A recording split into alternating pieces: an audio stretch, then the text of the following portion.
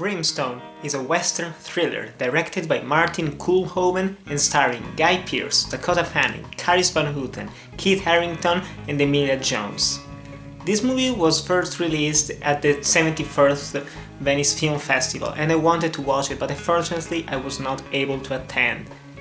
And I've been looking forward ever since to this movie because, as most of you know, I'm a big fan of westerns and I also do like me some very long movies, and this one is no exception. It's 2.5 hours long and it sure feels like it, but not always in a bad way. The story has been very controversial to a lot of people, especially American audiences, because in Europe it's been getting a lot of positive reception, but Americans don't like that their country is being attacked for being misogynistic and bigot in terms of religion. And the story is about Liz, played by Dakota Fanning, who is a happy wife who is tongueless, who can't speak. And she's living her happy life with her husband, her daughter and his son. And one day, a preacher comes to town, a new preacher. A preacher who is scarred, a reverend who has a past with Liz. And this reverend is played by Guy Pearce. And from then on, some really creepy things, disturbing things, and very violent things are going to happen in this movie. And the movie is told in 4 acts. The first 3 acts are told in reverse order, so it starts from the middle point of the story, it goes backwards a little bit, then it goes right to the beginning, and the 4th and final act is a cathartic finale for this movie. And the movie tackles a lot of delicate subjects. Like I've already said, religion is truly important in this movie.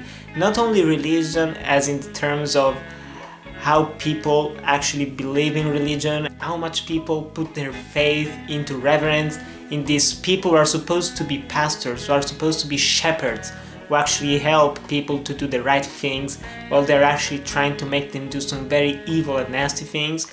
It also tackles other things like the role of women in the past, but it can also be seen as some form of feminist, not propaganda, but as a form of feminist power, giving more power to female characters, because in this movie, I'm not gonna lie, there are some really rough scenes. It's very brutal, kind of gory, but not excessively so, thankfully. And women go through a lot here. Hangings, executions, mutilations. It's not a pretty movie to watch. It definitely is not. But I think that this can be compared to something like 12 Years a Slave. 12 Years a Slave is a violent movie, but it's not supposed to be a glorification of violence and of slavery.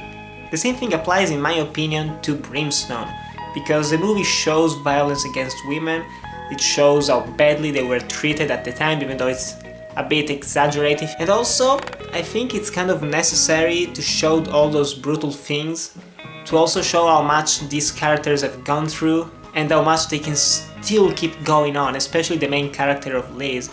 And boy, she has a really great arc in this movie. And every single actor is excellent here.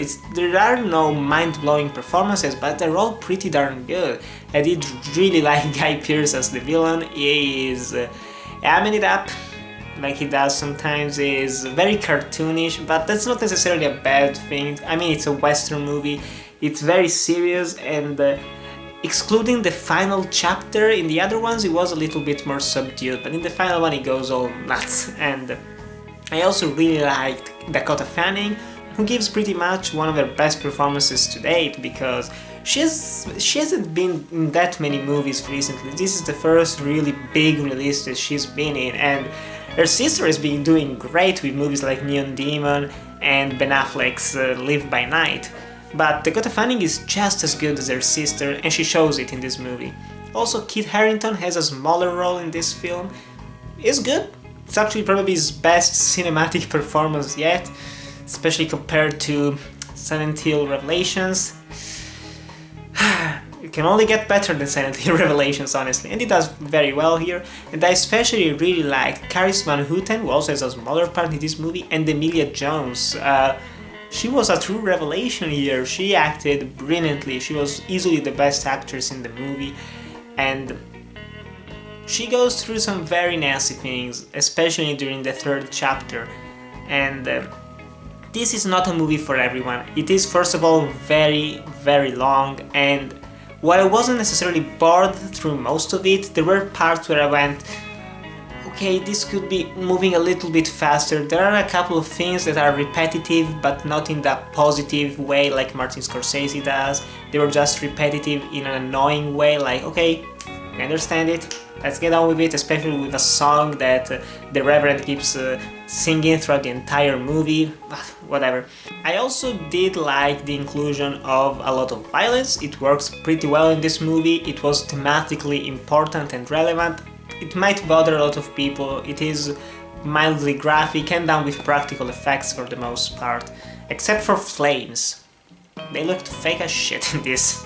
Also, this can be easily misunderstood or misinterpreted, and that's not necessarily a bad thing. It's not like I've actually analyzed the entire movie. I would like to rewatch it and make a really accurate analysis of every single theme in it, but as of right now, I don't think this movie is misogynistic. I don't think it's a campaign against women. I think it's actually pro-women. It shows hard things, it shows brutality, and it shows how they can overcome all those bad things. There are some weak characters in terms of female characters who are weak and they need to be weak so that stronger characters can say, I don't want to be like that. Not that she's a horrible human being for being bad, but in the sense that I want to be better. We don't deserve this in our lives. It isn't written in something like the Bible that women have no control in life, that men actually only have control in life and God on them. That's not true. Women can be just as powerful as men. They deserve the same amount of rights, and they should not be misjudged and misunderstood as they were in the past, and as a lot of people still do right now. So honestly, I really did enjoy Brimstone. It's not a masterpiece, it is very flawed in terms of editing, and Guy Pearce's performance is a little bit cartoonish in the end, but overall I did enjoy it. Definitely watch it if you're a fan of westerns and revenge movies, and also if you like your religion to be taken a little bit more seriously and in a slightly controversial view. But still, guys, have you seen Brimstone? Do you want to see it? Tell me in the comments below. Thanks guys for watching, to like, comment, subscribe, and I'll see you in the next video.